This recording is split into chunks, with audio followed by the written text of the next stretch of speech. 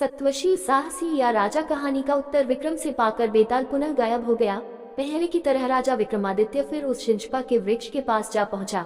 बेताल को वृक्ष से उतारकर उसने कंधे पर डाला और मौन भाव से अपने गंतव्य की ओर चल पड़ा।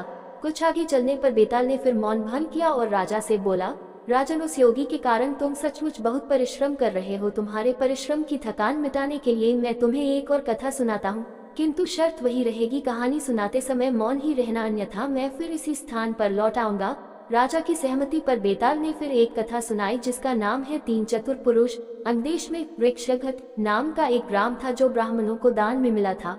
वहाँ विष्णुस्वामी नाम का एक बहुत धनवान अग्निहोत्री ब्राह्मण रहता था। उस ब्राह्मण के तीन पुत्र थे जो अपने पिता के समान ही बुद्धिमान थे। एक बार उनके पिता ने एक यज्ञ का आयोजन किया जिसके निमित्त उसने अपने तीनों पुत्रों से एक कछुआ लाने को कहा। पिता की आज्ञा मानकर उसके तीनों पुत्र एक समुद्र तट पर कछुआ लाने के लिए पहुंचे। कछुआ पाकर सबसे बड़े भाई ने छोटे भाइयों से कहा, सुनो बंधुओं, मुझे तो इस कछुए की दुर्गंध और चिकनेपन से घृणा हो रही है, अतः पिताजी के यज्ञ के लिए तुम दोनों ही इसे उठाओ और ले जाकर पिताजी को सौंप दो। इस पर उसके दोनों छोटे भाइयों ने कहा, यदि तुम्हें इससे घृणा है तो हमको क्यों न होगी, अतः जब तक तुम इसे ले जाने में सहयोग नहीं करोगे हम इसे लेकर नहीं जाएंगे। ये सुनकर बड़ा भाई बोला, तुम्हें इसे लेकर जाना ही होगा, यदि तुम इसे लेकर नहीं गए तो पिताजी का यज्ञ पूरा नहीं हो सकेगा और तुम लोग नरक के भागी बनोगे।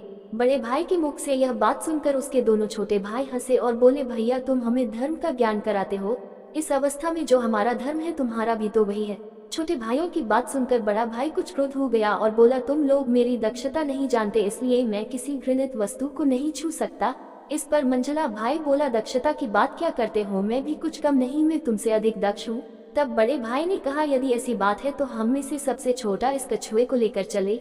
ये सुनकर सबसे छोटे की मूंछें तन गई। बोला, तुम दोनों ही मूर्ख हो, इसलिए मुझसे ऐसी आशा रखते हो, जानते नहीं कि मैं तुम दोनों से अधिक चतुर हूँ, मैं शैया दक्ष हूँ। इस प्रकार वे तीनों भाई आपस में ही झगड़ने लगे और कछुए को छोड़कर अपने झगड़े के निपटारे हेतु उस प्रदेश के राजा के पास वितनपुर नामक उसके नगर की ओर चल पड़े। राजा के महल में अंदर गए और राजा को सारा वृतांत सुनाया। सुनकर राजा ने कहा, आप तीनों यही ठहरिए, मैं आप तीनों की परीक्षा लूंगा। भोजन के समय राजा ने उन तीनों को बुलवाया और अपने रसोइये को कहकर उनके सामने नाना प्रकार के व्यंजन परोसवाए। दोनों छोटे भाई तो उस स्वादिष्ट भोजन को खाने लगे, किंतु बड़ा भाई भोजन की उपेक्षा कर एक और मुंह बनाए बैठा रहा। उसने एक ग्रास भी मुंह में न डाला। जब राजा ने स्वयं उससे पूछा, आर्या, भोजन तो स्वादिष्ट और सुगंधित है, आप खाते क्यों नहीं? तो उसने उत्तर दिया, राजन, इस भात में मुर्दे के धुएं की दुर्गंध है, इसीलिए स्वादिष्ट होने पर भी मेरी इच्छा इसे खाने की नहीं हो रही। उसके ऐसा कहने पर राजाज्ञा से सबने उस भात को सूंघने के बाद कहा, उत्तम कोटि का ये चावल बिल्कुल दोषरहित है, इसमें किसी प्रकार की गंध भी नहीं है। भोजन दक्ष बड़े भाई ने भी उसे नाक से सूंघा पर खाया नहीं। इस पर राजा ने उन चावलों के स्रोत का पता लगवाया कि वो कहाँ पैदा किए गए थे, तो पता चला कि चावल एक ऐसे खेत के थे जो शमशान के बिल्कुल पास था। भोजन दक्ष का कहना बिल्कुल सच था, शमशान में मुर्दे जलते ही हैं, उन्हीं के जलने की बदबू चावलों में रच बस गई थी।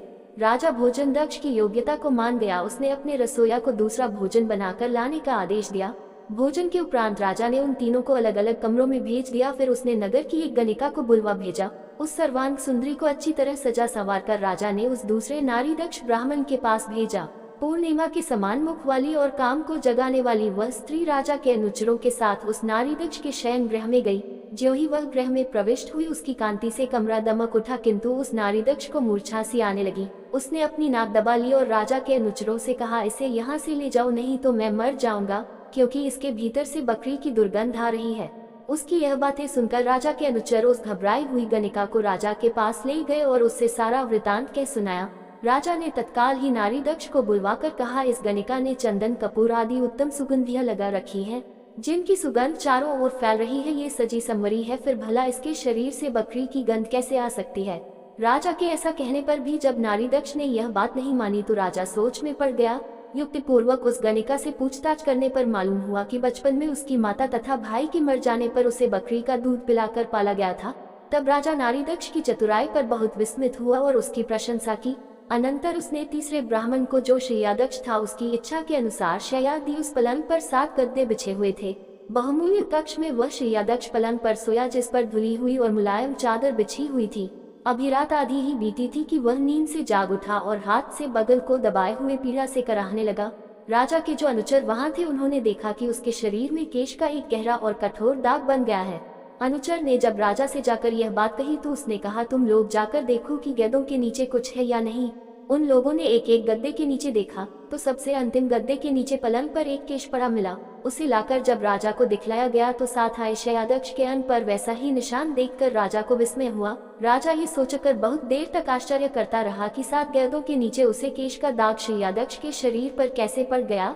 इसी सोच विचार में किसी तरह उसने वह रात बिताई। दूसरे दिन राजा ने उन तीनों को उनकी अद्भुत चतुरता और सुकुमारता के लिए 3 लाख स्वर्ण मुद्राएं दी। तब वे तीनों सुखपूर्वक रहने लगे और कछुए को तथा पिता के यज्ञ में विघ्न पड़ने से जो पाप हुआ था उसको भूल गए। यह अद्भुत कथा सुनाकर बेताल ने विक्रमादित्य से पूछा, राजन, इस कहानी में 3 चतुर पुरुष हैं।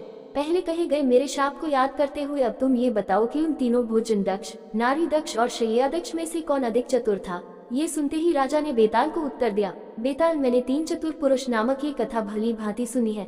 मैं उन तीनों में शय्यादक्ष को ही श्रेष्ठ समझता हूँ, क्योंकि उसकी बात में कुछ छिपा ढका नहीं था। उसके अंग में केश का दाग स्पष्ट रूप से देखा गया था। दूसरों ने जो कुछ कहा हो सकता है औरों के मुंह से शायद वे बातें उन्होंने पहले से जान ली हो। राजा के ऐसा कहने पर पहले की ही तरह वह बेताल उसके कंधे से उतरकर चला गया। राजा भी उसी तरह घबराए बिना उसके पीछे पीछे चल पड़ा। राजा विक्रमादित्य बेताल को लाने के लिए पुनः शिंशपा वृक्ष के नीचे पहुंच गया।